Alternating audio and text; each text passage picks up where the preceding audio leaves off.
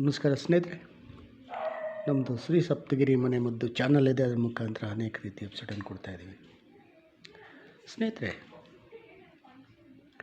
ಪ್ರತಿನಿತ್ಯ ಅಥವಾ ಆಗಾಗ ಬಾಳೆಹಣ್ಣು ಸೇವನೆ ಮಾಡ್ತೀವಿ.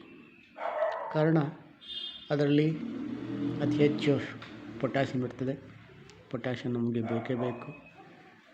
ಅದರಿಂದ ಮತ್ತು ವಿಟಮಿನ್ ಸಿ ಇರ್ತದೆ. ಅದರಿಂದ ಅನೇಕ ಕಾಯಿಲೆಗಳು ಬರಲ್ಲ ಮತ್ತು ರೋಗ ನಿರೋಧಕ ಶಕ್ತಿ ಜಾಸ್ತಿ ಆಗ್ತದೆ.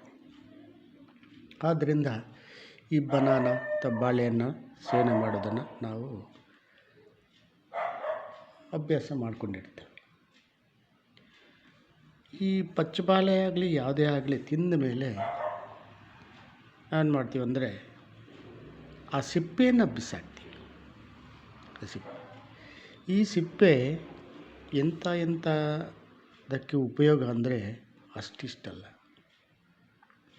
ಈ ಸಿಪ್ಪೆಯನ್ನು ಬೆಳಗಿನ ಜಾವ ಮುಖ ತೊಳೆದು ಅಂದರೆ ಮಾಮೂಲಿ ತೊಳ್ಕೊಂಡು ಅದಕ್ಕೆ ಮುಖಕ್ಕೆ ಹಚ್ಕೊತ ಬಂದರೆ ಆ ರಿಂಕಲ್ಸನ್ನು ಮಾಯವಾಗುತ್ತೆ. ಇದೇ ಸಿಪ್ಪೆಯನ್ನು ಚೆನ್ನಾಗಿ ಮ್ಯಾಶ್ ಮಾಡಿ ಅಂದರೆ ಚೆನ್ನಾಗಿ ರುಬ್ಬಿಟ್ಟು ಆ ಪೇಸ್ಟನ್ನು ತಲೆಗೆ ಅಪ್ಲೈ ಮಾಡ್ಕೊತ ಬಂದರೆ ನರಿ ಕೂದಲನ್ನು ಕಪ್ಪಗಾಗಿ ಮಾಡೋ ಶಕ್ತಿ ಇದಕ್ಕಿದೆ.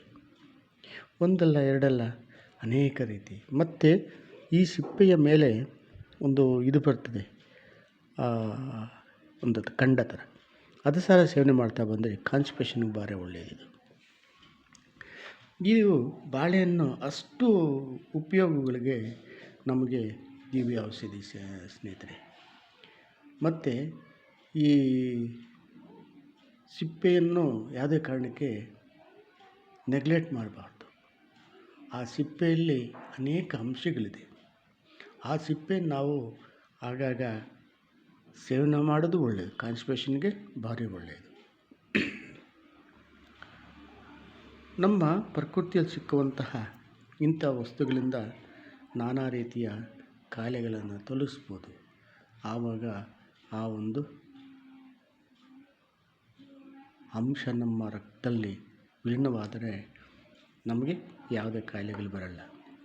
ಬಾಳೆಹಣ್ಣನ್ನು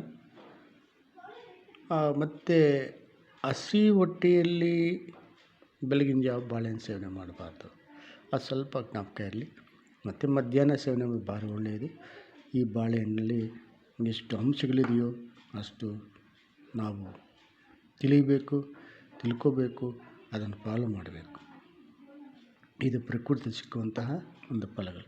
ನಮಸ್ಕಾರ. ಇದನ್ನು ನೋಡಿ, ಲೈಕ್ ಮಾಡಿ, ಶೇರ್ ಮಾಡಿ, ಸಬ್ಸ್ಕ್ರೈಬ್ ಮಾಡಿ, ಎಲ್ಲರೂ ನೋಡಲಿ, ಪ್ರತಿಯೊಬ್ಬರು ಮಾಡಿ. ನಮಸ್ಕಾರ ಸ್ನೇಹಿತರೆ.